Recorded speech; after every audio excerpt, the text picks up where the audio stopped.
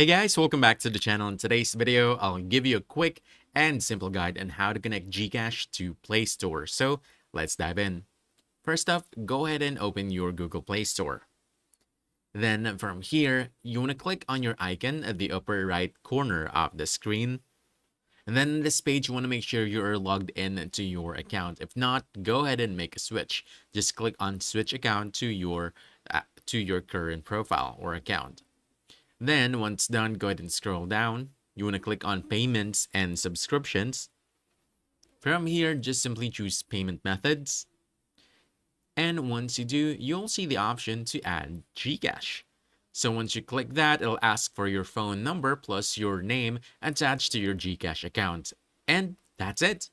Now you know how to connect GCash to Play Store in just a few simple steps. So if you found this helpful, don't forget to hit that like button, subscribe for more quick guides, and I'll see you in the next one. Thanks!